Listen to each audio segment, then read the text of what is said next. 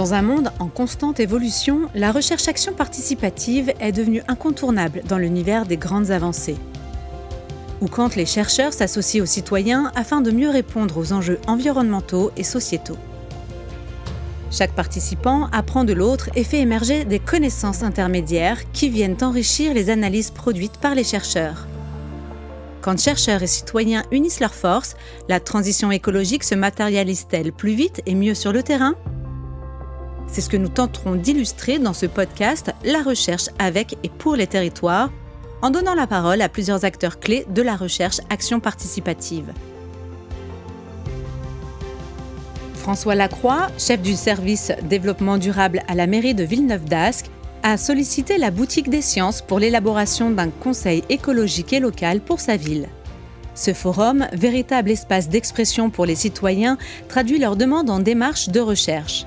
Aujourd'hui, il explique concrètement comment ce processus est mis en place et comment il est accueilli sur le territoire.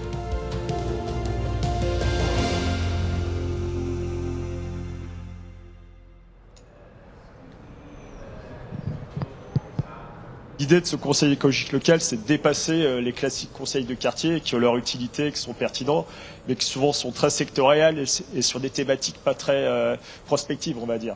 Ils sont plus sur le quotidien. Je trouve que c'est quand même intéressant de se mettre à disposition des habitants pour partager nos politiques, donc les faire connaître, et surtout s'enrichir aussi de la perception que peuvent en avoir les habitants. Ce savoir-faire de faire exprimer la parole citoyenne, c'est pas forcément complètement dans notre ADN au niveau des collectivités, donc on a eu l'humilité de se faire accompagner par des personnes qui en ont l'habitude, quoi. Et une des problématiques qu'on a pu faire remonter de la plupart des ateliers, c'est les habitants n'ont pas forcément toujours conscience de ce qu'on fait. Souvent ils réclament, ils disent il n'y a qu'un faucon, alors qu'on fait déjà souvent beaucoup de choses. Alors bien sûr, il y a des choses à améliorer, des choses à clarifier, mais déjà rien que ça, c'est super intéressant de la transparence des politiques municipales par rapport aux habitants qui se sentent parfois décalés, parce que ceux qui s'investissent dans les habitants, c'est ceux qui font partie des instances qu'on a évoquées, conseils de quartier, etc., qui déjà connaissent pas tout. Alors l'habitant lambda, il en connaît encore moins. Alors il y a un problème de communication, etc., mais je pense que ces instances-là vont être intéressantes parce que c'est l'habitant qui parle à l'habitant, et ça casse un peu le côté deux mondes différents. Puis on aura des personnes d'horizons différents qui vont connaître des axes de travail qu'on peut mener, plus il y aura une capacité de diffusion dans des sphères qu'on ne maîtrise pas trop. Parce que moi, je vois au niveau du service développement durable, je fais pas mal d'actions, d'événements, d'ateliers, manifestations, mais on a quand même un peu souvent les mêmes qui reviennent. Donc ça, on a tous la même problématique.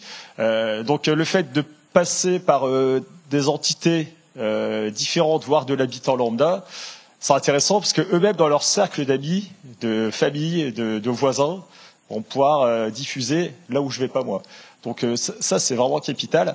Et à contrario, pour les services municipaux, c'est aussi l'intérêt de faire connaître ce qu'ils font. Parce qu'aussi, il peut avoir aussi une fierté de dire on avance sur des choses et c'est pas connu. Donc, comme je vous dis, souvent, on peut avoir l'impression que les habitants disent faut travailler là-dessus, vous faites rien, etc., alors qu'on fait déjà. Donc cette transparence-là des politiques municipales, elle est très précieuse parce que ça peut renforcer aussi la dynamique interne au niveau des services. Et je vous dis, moi, certains services étaient quand même franchement dubitatifs sur cette démarche-là. Et maintenant, ils commencent à voir, effectivement, il y a peut-être matière à travailler avec plutôt que devoir répondre à. C'est pas la même chose. Ce qui est important, justement, c'est d'avoir aussi une interface neutre qui puisse, justement, susciter le débat. Parce que si nous, élus ou services, on pilotait tout, on pourrait être jugé parti. Donc cette neutralité est assez fondamentale, à mon sens, d'avoir quelqu'un d'extérieur qui a rien à gagner dans la solution qui sera trouvée. Donc ça, c'est déjà le point fondamental, c'est ça.